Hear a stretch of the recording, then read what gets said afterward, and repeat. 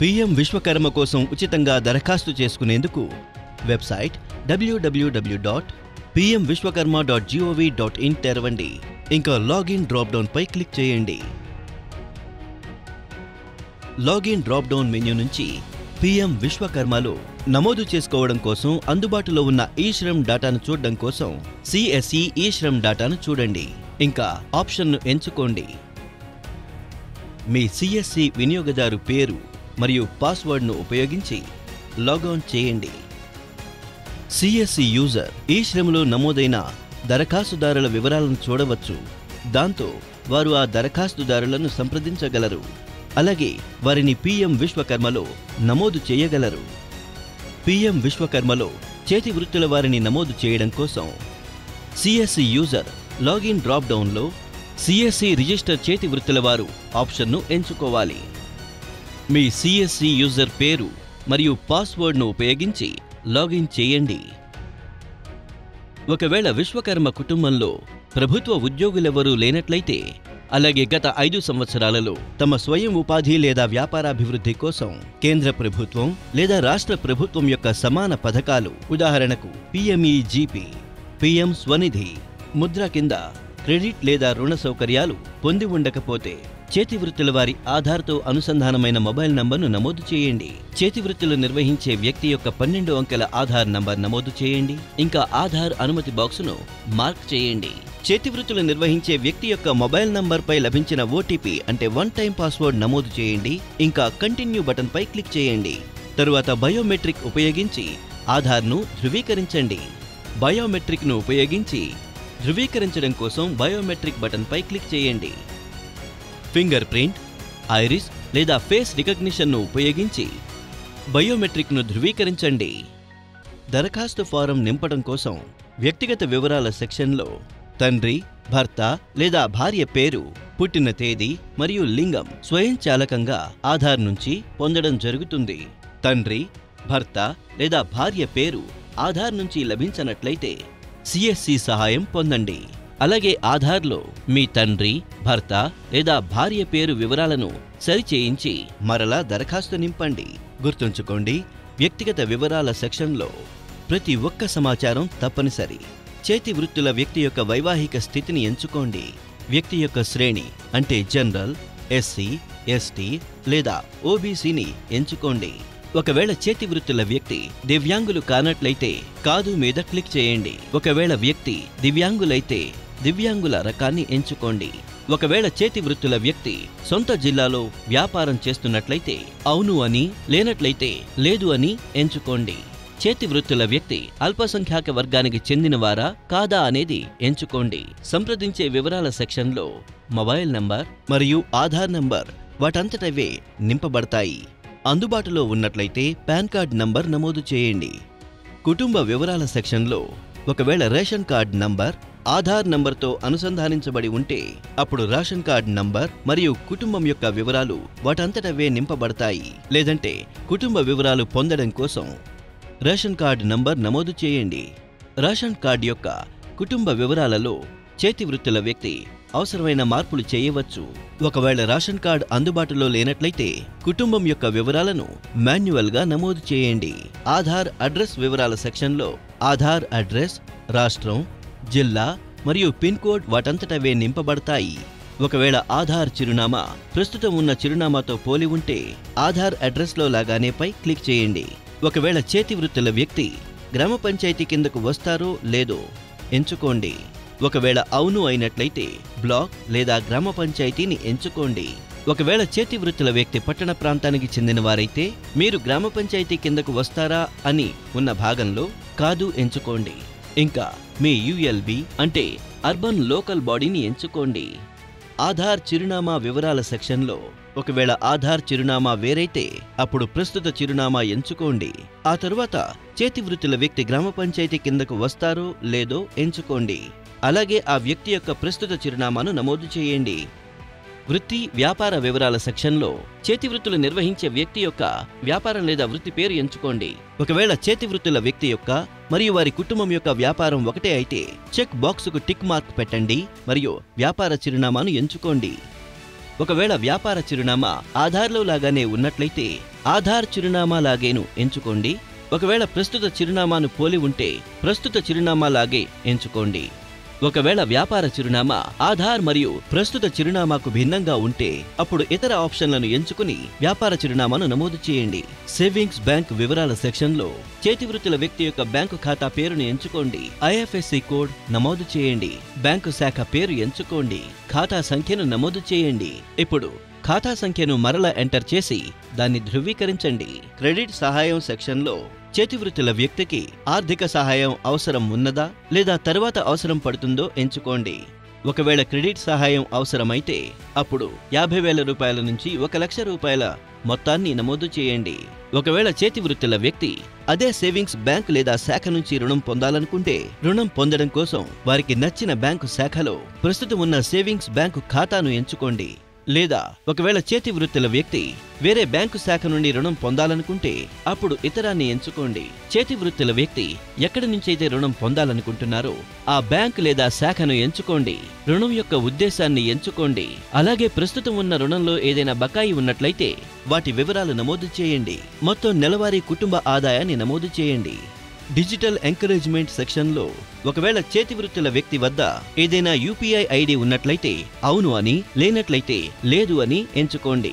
ఒకవేళ అవును అయినట్లయితే యూపీఐ ఐడి వివరాలు నమోదు చేయండి. అందుబాటులో ఉన్నట్లయితే యూపీఐ ఐడితో అనుసంధానించబడిన మొబైల్ నంబర్ నమోదు చేయండి. నైపుణ్య శిక్షణ విభాగం మరియు టూల్ కిట్ విభాగంలో స్కీమ్ సంబంధిత లాభాలను చదవండి, వాటిని అర్థం చేసుకోండి. ఈ పథకం కింద అందుబాటులో ఉన్న విభిన్న మార్కెటింగ్ సంబంధిత సహాయాల ప్రయోజనాలను ఎంచుకోండి. డిక్లరేషన్ మరియు నియమ నిబంధనలను అంగీకరించండి. అవసరమైన మొత్తం సమాచారాన్ని నమోదు చేసిన తరువాత సబ్మిట్ బటన్పై క్లిక్ చేయండి. ఇంకా మీ దరఖాస్తు యొక్క యూనిక్ ఎన్రోల్మెంట్ నంబర్ను నోట్ చేసుకోండి. దరఖాస్తు సబ్మిట్ అయిన తరువాత లబ్ధిదారి యొక్క బ్యాంకు ఖాతా సమాచారం బ్యాంకు బ్రాంచ్కు ధృవీకరణ కోసం పంపబడుతుంది. ధృవీకరించడం కోసం బ్యాంకు బ్రాంచ్ అధికారి పిఎం విశ్వకర్మ పోర్టల్ను తెరవండి. ఇంకా లెండింగ్ ఇన్స్టిట్యూషన్ సెక్షన్లో మీ ఉద్యమ్ మిత్ర యూజర్ నేమ్ మరియు పాస్వర్డ్ ద్వారా లాగిన్ చేయండి. పిఎం విశ్వకర్మ పోర్టల్లో నమోదు చేయబడిన సేవింగ్స్ బ్యాంక్ ఖాతా వివరాలను ధృవీకరించేందుకు ఎస్ఎల్బిసి అంటే స్టేట్ లెవెల్ బ్యాంకింగ్ కమిటీకి పంపబడుతుంది. ఎస్ఎల్బిసి అంటే state level banking committee savings bank ఖాతా వివరాలను ధృవీకరించడం కోసం పిఎం విశ్వకర్మ పోర్టల్లో తమ ఉద్యమ్ మిత్ర యూజర్ నేమ్ మరియు పాస్వర్డ్ ద్వారా లాగిన్ చేయాలి. ఎస్ఎల్బిసి ద్వారా ధృవీకరించబడిన దరఖాస్తుల వివరాలు డిఎఫ్ఓ అధికారికి పంపబడతాయి. డిఎఫ్ఓ అధికారి ద్వారా 3వ మరియు చివరి దశ ధృవీకరణ జరుగుతుంది. ధృవీకరణ దీని తర్వాత దరఖాస్తు 3 దశల విచారణను ఎదుర్కోవలసి ఉంటుంది. గ్రామ పంచాయతీ pmvishwakarma.gov.in కు వెళ్ళండి. ఇంకా లాగిన్ డ్రాప్ డౌన్ పై క్లిక్ చేయండి. లాగిన్ డ్రాప్ డౌన్ మెన్యూ నుంచి లాగిన్ ఆప్షన్ల ధృవీకరణ కింద గ్రామ సర్పంచ్ లాగిన్ ఎంచుకోండి. గ్రామ పంచాయతీ రూపంలో యూజర్ పాత్రను ఎంచుకోండి. ఇంకా గ్రామ సర్పంచ్ యొక్క యూజర్ నేమ్ మరియు పాస్వర్డ్ నమోదు చేయండి. గ్రామ సర్పంచి ఆధార్తో అనుసంధానించబడిన మొబైల్ నంబర్కు వచ్చిన ఓటీపీని నమోదు చేయండి. ఇంకా సబ్మిట్ బటన్ పై క్లిక్ చేయండి. నామినేటెడ్ చేతివృత్తుల వారిని చూసేందుకు దరఖాస్తుదారుల వివరాలపై క్లిక్ చేయండి. పెండింగ్ లో ఉన్న సమీక్షలను చూడడం కోసం గేర్ ఐకాన్ పై క్లిక్ చేయండి. డ్రాప్ డౌన్ నుండి దరఖాస్తుదారుని వివరాలను సమీక్షించండి ని ఎంచుకోండి. చేతివృత్తుల వ్యక్తి యొక్క వ్యక్తిగత వివరాలు, సంప్రదించు వివరాలు, కుటుంబ వివరాలు, చిరునామా వివరాలు, వృత్తి లేదా వ్యాపార వివరాలతో సహా పూర్తి వివరాలను చూడండి. దరఖాస్తును సిఫారసు చేసేందుకు గ్రామ సర్పంచ్ సమీక్షా స్థితి డ్రాప్ డౌన్ నుంచి సిఫారసును ఎంచుకోండి. ధృవీకరణ తేదీని ఎంచుకోండి. అలాగే ధృవీకరణ దశ 1 నుంచి చేతివృత్తుల వారిని సిఫారసు చేయడం కోసం సేవ్ మీద క్లిక్ చేయండి. దరఖాస్తును సిఫారసు చేయకుండా ఉండడం కోసం గ్రామ సర్పంచ్ సమీక్షా స్థితి డ్రాప్ డౌన్ నుంచి సిఫారసు చేయబడడం లేదు ని ఎంచుకోవాలి. అంగీకరించకపోవడానికి కారణం ఎంచుకోండి. అలాగే చేతివృత్తుల వ్యక్తిని సిఫారసు చేయకపోవడం కోసం సేవ్ బటన్ పై క్లిక్ చేయండి. అర్బన్ లోకల్ బాడీస్ pmvishwakarma.gov.in కు వెళ్ళండి. ఇంకా లాగిన్ డ్రాప్ డౌన్ పై క్లిక్ చేయండి. లాగిన్ డ్రాప్ డౌన్ మెన్యూ నుంచి లాగిన్ ఆప్షన్ను ధృవీకరించడం కోసం యుఎల్బి లాగిన్ను ఎంచుకోండి. యుఎల్బి లాగిన్ రూపంలో యూజర్ యొక్క పాత్రను ఎంచుకోండి. అలాగే యుఎల్బి యూజర్ తన Swachh Bharat machine user name మరియు పాస్వర్డ్ నమోదు చేయాలి. తర్వాత సబ్మిట్ బటన్ పై క్లిక్ చేయాలి. నామినేటెడ్ చేతి వృత్తుల వారిని చూడడం కోసం దరఖాస్తు వివరాలపై క్లిక్ చేయండి. పెండింగ్ సమీక్షలను చూడడం కోసం గేర్ ఐకాన్ పై క్లిక్ చేయండి. డ్రాప్ డౌన్ నుంచి దరఖాస్తుదారుల వివరాలను సమీక్షించండి ని ఎంచుకోండి. చేతి వృత్తుల వ్యక్తి యొక్క వ్యక్తిగత వివరాలు, సంప్రదించు వివరాలు, కుటుంబ వివరాలు, చిరునామా వివరాలు, అలాగే వృత్తి లేదా వ్యాపార వివరాలతో సహా పూర్తి వివరాలను చూడండి. దరఖాస్తును సిఫారసు చేయడం కోసం యుఎల్బి సమీక్షా స్థితి డ్రాప్ డౌన్ నుంచి సిఫారసు చేయబడింది ఎంచుకోండి. ధృవీకరణ తేదీని ఎంచుకోండి మరియు ధృవీకరణ దశ 1 నుంచి చేతి వృత్తుల వ్యక్తిని సిఫారసు చేయడం కోసం సేవ్ పై క్లిక్ చేయండి. దరఖాస్తును సిఫారసు చేయకుండా ఉండడం కోసం యుఎల్బి సమీక్షా స్థితి డ్రాప్ డౌన్ నుంచి సిఫారసు చేయబడలేదు ను ఎంచుకోండి. స్వీకరించకపోవడానికి గల కారణాన్ని ఎంచుకోండి. ఇంకా చేతి వృత్తుల వ్యక్తిని సిఫారసు చేయకుండా ఉండడం కోసం సేవ్ బటన్ పై క్లిక్ చేయండి. డిఎండిసి వెరిఫికేషన్ pmvishwakarma.gov.in కు వెళ్ళండి. లాగిన్ డ్రాప్ డౌన్ పై క్లిక్ చేయండి. లాగిన్ డ్రాప్ డౌన్ మెన్యూ నుంచి ధృవీకరణ లాగిన్ ఆప్షన్ కింద డిఎండిసి లాగిన్ ఎంచుకోండి. డిఎం రూపంలో యూజర్ పాత్రను ఎంచుకోండి.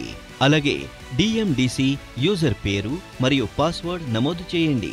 గ్రామ పంచాయతీ లేదా యుఎల్బి ద్వారా సిఫారసు చేయబడిన దరఖాస్తుదారులను చూసేందుకు దరఖాస్తుదారుల వివరాలపై క్లిక్ చేయండి. పెండింగ్ సమీక్షలను చూసేందుకు గేర్ ఐకాన్ పై క్లిక్ చేయండి. డ్రాప్ డౌన్ నుంచి దరఖాస్తుదారుల వివరాలను సమీక్షించండి ని ఎంచుకోండి.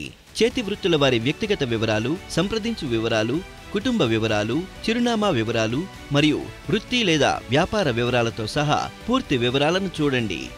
దరఖాస్తును సిఫారసు చేయడం కోసం డిఎండిసి సమీక్షా స్థితి డ్రాప్ డౌన్ నుంచి సిఫారసును ఎంచుకోండి.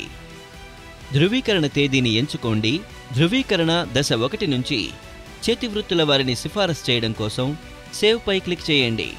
దరఖాస్తును సిఫారసు చేయకుండా ఉండడం కోసం డిఎండిసి సమీక్షా స్థితి డ్రాప్ డౌన్ నుంచి సిఫారసు చేయబడలేదు ను ఎంచుకోండి.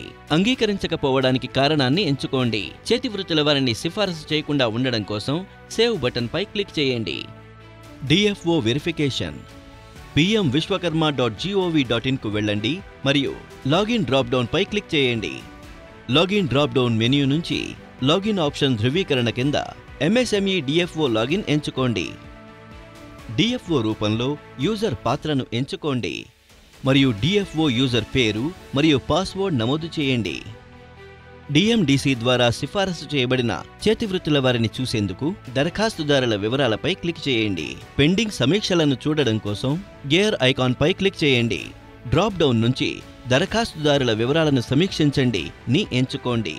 చేతి వృత్తుల వారి వ్యక్తిగత వివరాలు, సంప్రదించు వివరాలు, కుటుంబ వివరాలు, చిరునామా వివరాలు మరియు వృత్తి లేదా వ్యాపార వివరాలతో సహా పూర్తి వివరాలను చూడండి. ఏదైనా అప్లికేషన్ని సిఫారసు చేయడం కోసం డిఎఫ్ఓ సమీక్షా స్థితి డ్రాప్ డౌన్ నుంచి సిఫారసు చేయబడింది ని ఎంచుకోవాల్సి ఉంటుంది.